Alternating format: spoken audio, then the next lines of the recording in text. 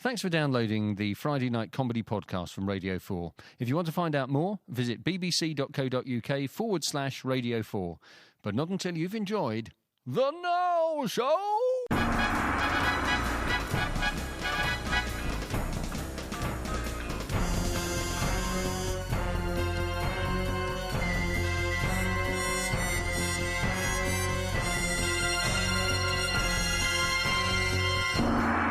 Now Show!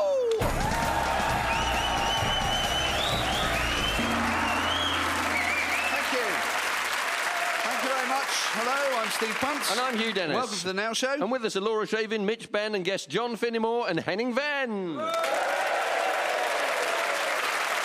Yes, and welcome to a Radio 4 comedy show, not like those foul-mouthed flagship current affairs programmes.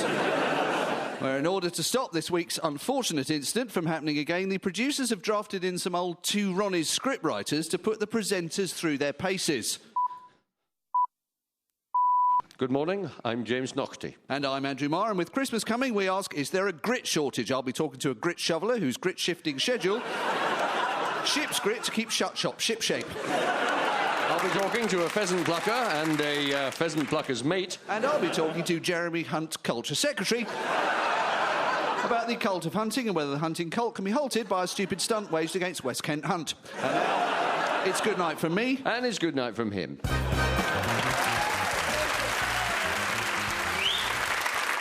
And, of course, it's been a truly historic week. The first time in living memory that anyone has cared how Liberal Democrats voted. Especially the 21 who voted against. This was the week when the hard winter of reality forced all those election promises to come grinding to a halt and be abandoned by the side of the road. Yep, after caving in on prisons, knife crime, pensions, skilled immigration and bank taxes, the coalition had to stand firm on something. And who better to take on than 20-year-olds with no job and no property? So, welcome to University Funding Challenge, and first let's meet the coalition. I'm Vince Cable, and I'm reading Economics and Applied U-Turns. I'm Nick Clegg, and I'm reading the Riot Act to my ministers. I'm Heather Backbencher, and I'm reading the opinion polls. So, start a question you can confer. Who said in April 2010, I pledge to vote against any increase in fees in the next Parliament? Clegg Coalition. Was that Polly Toynbee in The Guardian? No, it was you. Next question. Who said in April 2010, students will be leaving university up to £44,000 in debt? That would be a disaster. Cable Coalition. I think it was me. No, it was Clegg. Oh, what an idiot. Correct. What is 3 times 9,000? Overdrawn students. The reason I'm a pole dancer in the holidays? Is exactly what I've got written on my card, although you have had an offer to become researcher for an MP in Portsmouth. This is presumably why, as Anne Widdecombe has been proving, politicians are a lot more popular when they're no longer in power. For a start, they tend to be more honest. I told you I would be dreadful at the salsa, and I was. According to BBC's Newsround, Anne now apparently plans occasionally to dance for the cows on Dartmoor. And if a psychiatrist sees her, to dance for the cows in Broadmoor. But it's different in office. Vince Cable, a year ago, Britain's most popular politician, initially said he wouldn't vote for a policy that he'd introduced himself. He then changed his mind and announced that although he'd signed a pledge against raising fees, he would now vote for it. After all, he was put under the severest media pressure. Yeah, meaning? He was asked by his local paper. God help us. Yeah, I mean, how difficult can it be to resist questioning from your local paper? So, Mr. Cable, thank you so much for agreeing to speak to us. How are you? I'm going to crack. Have you had a good journey here? I can't stand this level of questioning. What do you think about the council moving the bus stop? All right, OK, I'll tell you everything. I'll do anything you say.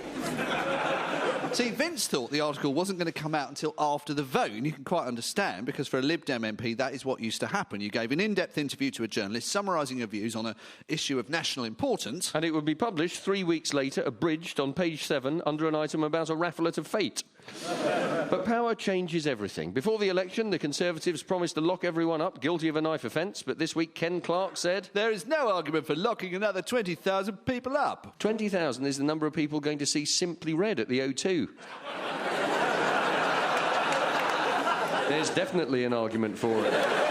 Turns out we can't afford to build new prisons, a point George Osborne put across forcefully. Abandon the policy, Ken. Why, George? Oh, that's a big knife. I've just been to see the Culture Secretary. Jeremy Hunt? There's no need for that sort of language. It's not news, of course, that people say one thing and do another. People say things like, We believe in free speech and a free press. and then threaten to execute the founder of WikiLeaks. This week, WikiLeaks published a list of critical infrastructure sites around the world which the US believes should be protected from terrorism. Many are obvious, like oil platforms and pipes. I mean, you don't really need WikiLeaks to tell you where they are. We are looking for the BP rig and pipeline. Follow the sticky seagulls. In Britain, though, the targets the Americans have identified include pharmaceutical factories and internet facilities. It turns out the internet relies on a vulnerable undersea cable. Let me say, I am only hiding here because they won't stop asking me questions. Don't ask me questions! It really isn't going to need terrorists, though. If the internet relies on an undersea cable, it's BT Broadband's call centre that I'd be more worried about. Where is it? 200 feet underwater? Have you tried restarting the hub and waiting for 30 seconds? Well, we can get a frogman out to you, but not before next Tuesday. The thing about WikiLeaks is that they've forgotten the Spider-Man principle. Power comes with responsibility. Who really benefits from this information? It's a target list, not just for terrorists, but for other protest groups. This morning, the high-speed fibre optic cable, which deals with over 50% of UK email traffic, was attacked by postmen hoping to preserve their jobs. Incredibly, the attack didn't arrive until nearly 1 o'clock in the afternoon. A pharmaceutical factory has been attacked by homeopathists. Well, one homeopathist, but with the power of thousands. And the oil facility at Fawley was attacked by environmental campaigners. Which group is responsible is as yet unclear, although this was captured on CCTV. Go, my great duchy gingerbread man. However, though, I think WikiLeaks have slipped up because the things listed are not really integral to British life, but there is another list. Here at the last, we have a list of targets that if we destroy them, we'll see Britain grinding to a halt. At last, read the list. B and Q. If we close them down, the population will spend Sunday wandering the streets, lost and confused. The Wensleydale Creamery, the X Factor, Bruce Forsyth, and in Fleet Street, the Sudoku compilation office. This list is out of date. That was 2 years ago. No one cares now. So how do we bring Britain to its knees? Simple. We pray for snow.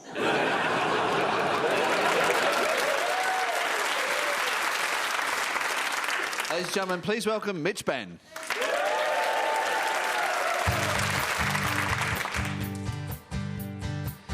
"30 years without me, 30 years I've been gone. I must confess that I'm less than impressed with how you're getting along. 30 years to put things right, but it's a bloody disgrace. I turned me back for 3 short decades and just look at the state of the place. You were supposed to give peace a chance. You really dropped the ball. You've got so many wars on the go, you can't even keep track of them all. You let the bankers run off with your money. You've been robbing each other blind. When I said imagine no possessions, this wasn't what I had in mind. 30 years without me, you've let yourselves down, and how? Don't let me catch you slacking off like this 30 years from now. 30 years from now.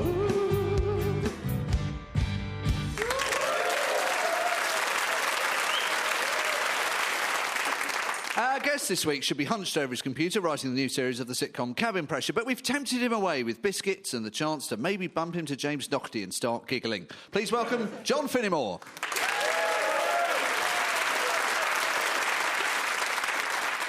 Thank you. The problem with the WikiLeaks story is that it's quite hard to find anyone in it to like. Their whole philosophy seems to be that total transparency is always a good thing, and I'm not convinced it is. Transparency is a great quality for spectacles, but nobody wants it in cycling shorts. By which I mean there's a lot in the published cables that should be public knowledge, but there's also a lot of what looks like simple diplomacy. Diplomats saying slightly different things to different sides, because that basically is what diplomacy is. And are we sure we don't want diplomacy to exist anymore? Because it's definitely come in quite handy in the past. After all, would we welcome our own personal Julian Assange popping up every time we said something like, Oh, by the way, Dad, Mum, I'm really sorry, but it looks like we're going to have to go to Emma's family for Christmas this year. I mean, I wish we didn't have to, but they are insisting. Oh, well, never mind, dear. Maybe next year. Good day. Julian Assange here. Just thought you ought to see this email your son wrote yesterday. I'll try and get out of it when I see them. I'll blame your family, anything to avoid Mum's sprouts. I don't know what to say. Well, there's no need to thank me. Your joy and gratitude at knowing the truth is all the thanks I need. But my main problem with the WikiLeaks story is that it completely steals the thunder of the otherwise way more fun suspected Russian spy story. In America, one man with a blank CD got hold of 250,000 cables touching every aspect of international diplomacy. In Britain, one woman in a short skirt may or may not have got a man from Portsmouth to ask a question about submarines.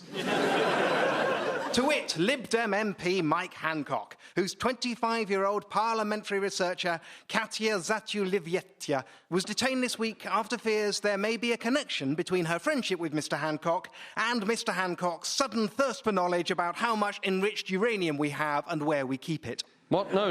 I only asked because it's uranium is very popular in Portsmouth.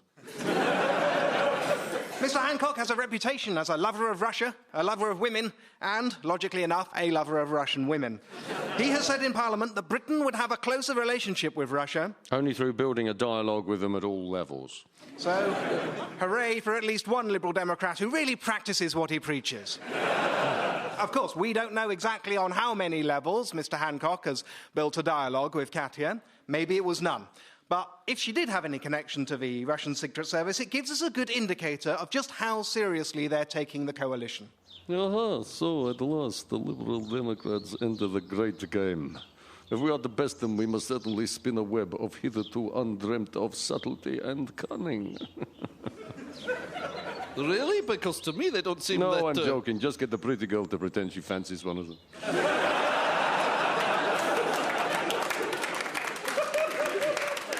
After all, that is what spying should be. Not burning CDs, but good old-fashioned femme fatales and dead letterboxes and meetings in St James's Park. I just hope we are similarly getting back to basics in Britain.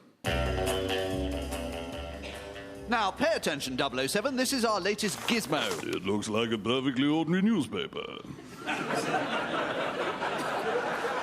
You're still not Daniel Craig, I notice. Well, while we're being picky, you haven't been in one since 1999. It's all right. Shut up. Now, look closely at this newspaper, because just here in the top centre, our boffins have rather excelled themselves by adding these. I-holes. Exactly. How are you getting on with that code I taught you? A is 1, 2 is B, C is... Shh, we don't want everyone to know about it. The allegation is that the Russians came up with their brilliant scheme after noting that Mr. Hancock is often accompanied by young Russian women on his trips abroad. Or, as the Mail quotes an observer as saying... For some reason, Mr. Hancock is a honeypot for pretty Russians. Is that the way round it is? Definitely? Oh, this is a life. How I love to get away from the hurly-burly of Westminster and enjoy a ramble in the country. Hello! Oh, hello, Mr. Hancock. Oh, no. It's those pretty Russians again. Why won't they leave me alone? Why did God make me so irresistible to you? Of course, both Katya and Mr. Hancock deny any such thing. I have no reason to believe she did anything but act honourably during the time she was working for me. Said Mr. Hancock, struggling manfully to keep the disappointment out of his voice. He also said... There could be Russian spies in Parliament, but I don't know of any. You'd have to ask MI5 for details. Now, I'm not a national security expert, but I'm pretty certain that's not how MI5 works. Hello, MI5 here. How can I help you today? Oh, hello there, MI5. I was just wondering, are there any Russian spies in Parliament? Yeah. Well, this is a little awkward, but to be honest, that's one of the things we at MI5 like to keep what we call hush-hush. So, sorry to disappoint you. Well, it's a bit disappointing, I must admit. Mike Hancock said you were just the chaps to ask. Oh, well, in that case, I'm sure it's fine. There are 4 Russian spies in Parliament. 2 researchers, a PPS, and the Home Secretary. But, keep it under your hat. Righto. Though, frankly, in the age of WikiLeaks, they might as well. Thank you. You've been a wonderful audience. Julian Assange here. That's not what he said in this text he just sent. Well, be that as it may, thank you very much.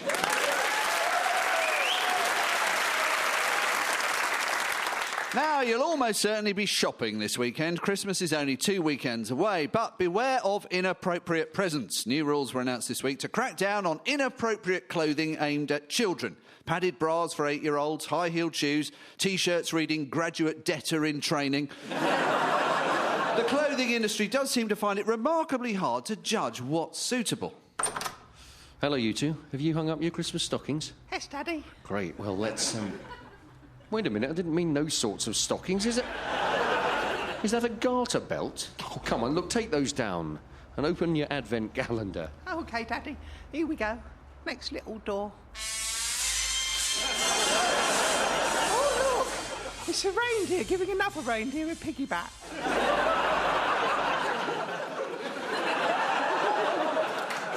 It is astonishing, though, as the adultness of some things aimed at kids. I mean, can you think of anything more inappropriate for children? Happy Christmas, kids. Thanks, Dad. What is it? Gordon Brown's new book. Yes, maybe you can. But why would any parent want their children to wear sexualised clothes? Because aside from the adult implications of them, sexy clothes for women are often extremely uncomfortable. Boys' clothes and men's clothes simply aren't sexualised at any age, and thank heavens for that. So, Hugh, what is that you're wearing? I'm wearing Gossard Wonder Pants. They thrust me upwards and outwards in a way that is frankly extremely uncomfortable. Hello, girls. Ow. So there, I think we have the point. Yeah, because for women, many sexy clothes are uncomfortable in a way that men simply wouldn't accept. Gerald, why don't you dress up a bit for me? What, like my smarter chords, do you mean? Not really, no. A shirt with all the buttons still on. Something sexy, something tighter fitting. Ah, yes, now I know what you're getting at. That brown cardi I've been too fat for the past 6 years. Shut your eyes, baby, and I'll just go slip it on. OK, so if that's not the sort of thing you're looking for, what else is flying off the shelves this Christmas? What can you get for the woman who's got everything? What does she really, really want this year? Now you can fill her heart with joy with these words. There you go, love. Sack full of road grit.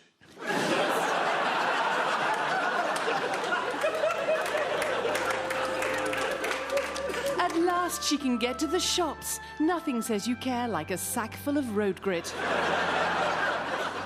Because your local council can't be asked. If your child loved tiny tears, she's gonna love WikiLeaks doll. Pull the string, and she leaks real secrets. Berlusconi is an idiot. Iran wants a bomb. With thousands of pieces of information, she'll keep you amazed and amused for years to come. Sarkozy is short. Terrorists want to blow things up. And for boys, there's Extradition Man. Buy him in one country and watch him disappear to another. If you're thinking of picketing at Topshop this Christmas, you'll need this stylish yet affordable protest outfit. Available in all sizes, except large or extra large. We don't want to see fatties in Topshop, even ones in balaclavas. And it's for a good cause. All profits go straight to Philip Green's wife in Monaco.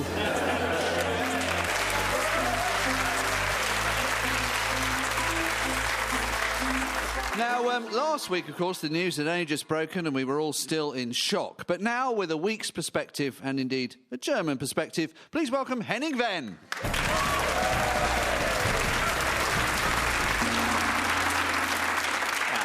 Danke. Where do we start? Well, how about Russia and Qatar? Forgotten all about it already? Thought so. Let's re-jog your memories. The next 2 Football World Cups have been given to Russia and Qatar. It's absurd choices, isn't it? And the English delegation, they left Switzerland most deflated. You don't know who to trust. All is decided in shady backroom dealings. Complained England's bid leader Andy Anson after emerging from 3 days of extensively wining and dining foreign despots in shady backrooms. What signal does this send to the world? Neither Russia nor Qatar are meritocracies. Ability and experience count for nothing in these countries. Whined the president of the English Football Association, 28-year-old Prince William.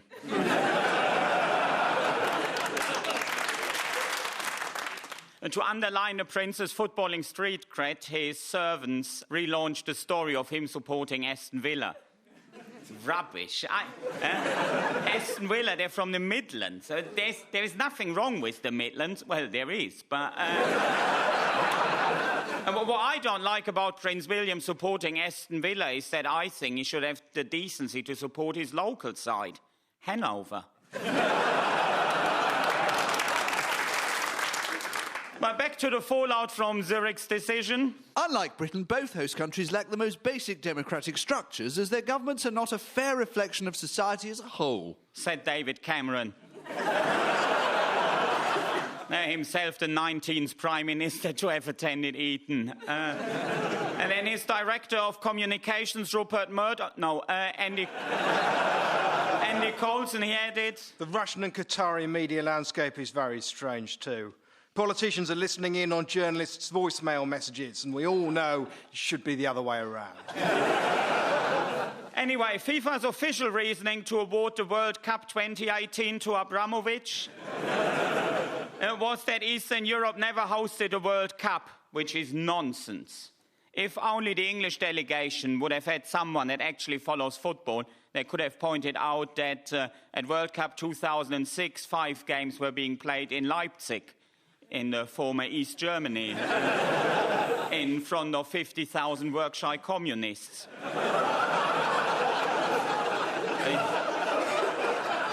Yawning for the return of Erich Honecker and ration books. Leipzig is so far east, you can see Sarah Palin's house from there.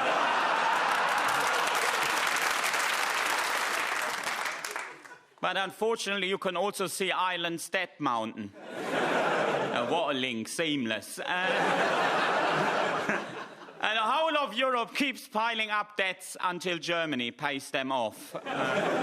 So that lazy peasants of inept countries such as Ireland, Greece, Spain, Portugal can continue buy products made in Germany with German taxpayers' money.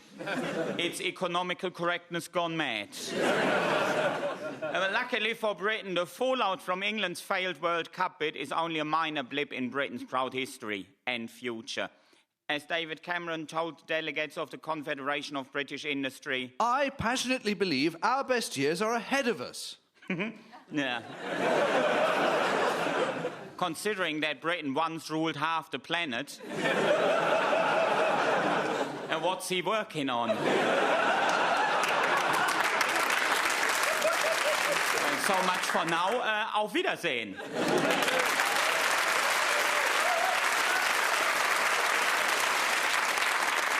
Please welcome back Mr. Mitch Benn. There you go.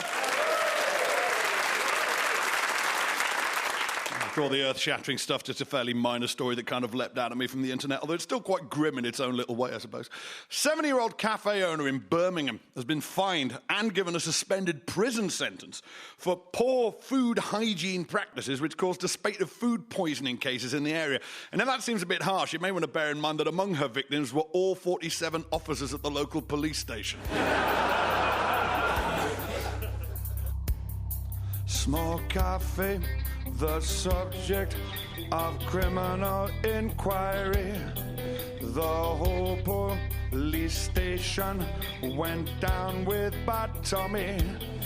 They're puking and retching, they're feeling feverish. They've all been laid low by substandard tuna fish. Don't eat the sandwiches.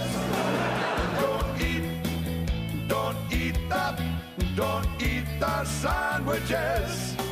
What could have beset them? Made all those coppers sick. Turns out just one old lady poisoned the whole darn Nick. She has been arrested, none to blame but herself. She's been shut down by the environmental health. Don't eat that, don't eat the sandwiches. Don't eat that, don't eat the sandwiches. Don't eat that, don't eat the sandwiches. Don't eat that, don't eat the sandwiches.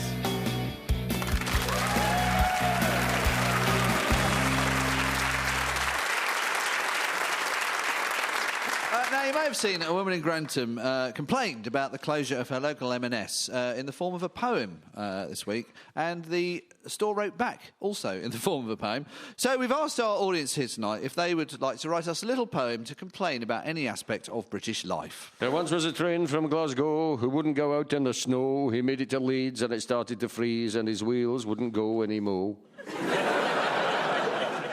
I hate ice, I hate snow, I hate driving really slow, but I love students, I love leaks, and I love it when Jim Knockety speaks.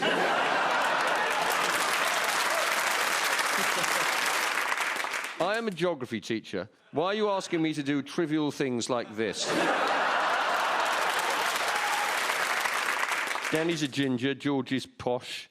Dear old Ken Clark likes his nosh. IDS is a quiet man. Of Chris Huhn, I am no fan. Clegg is a climber. Cameron a slimer.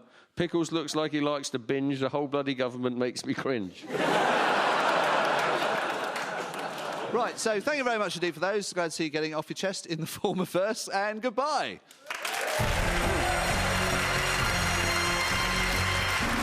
That was the Now Show starring Steve Punt and Hugh Dennis with Mitch Benn, John Finnemore, Henning Wehn and Laura Shavin. It was written by the cast with additional material from John Hunter, Jane Lamacraft, Phil Whelans and Richard O. Smith. It was developed with Bill Dare and the producer was Julia Mackenzie.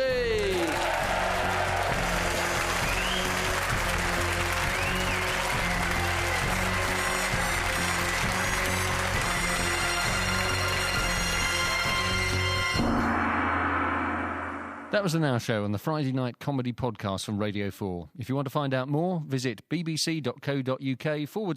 4. Have a look round.